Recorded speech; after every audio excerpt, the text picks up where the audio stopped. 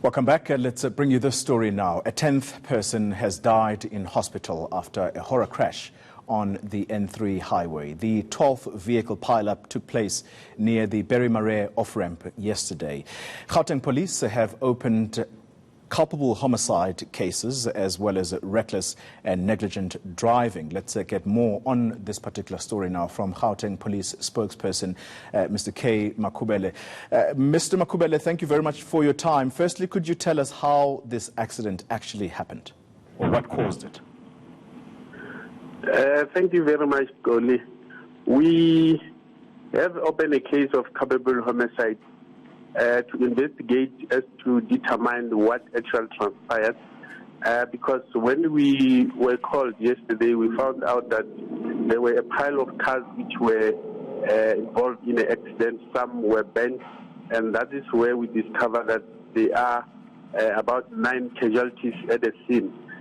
So far, we haven't established as to what actually transpired before the accident happened, but we believe with the investigation and the aspect of the road will be determined. Mr. Makhubele, if you're then going to be opening culpable homicide cases, against whom will these cases be opened?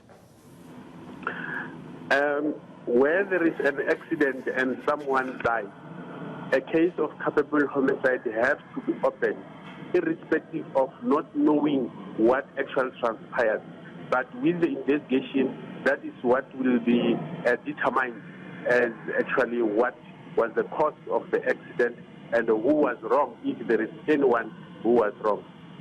So 10 people have now died, with the 10th person being reported today having succumbed to his injuries. Talk to me about the number of those that were injured in this accident. Yes, the number of those who were injured were about 20 of them who were taken to hospital by ambulance, and we believe they are fighting for their lives in hospital.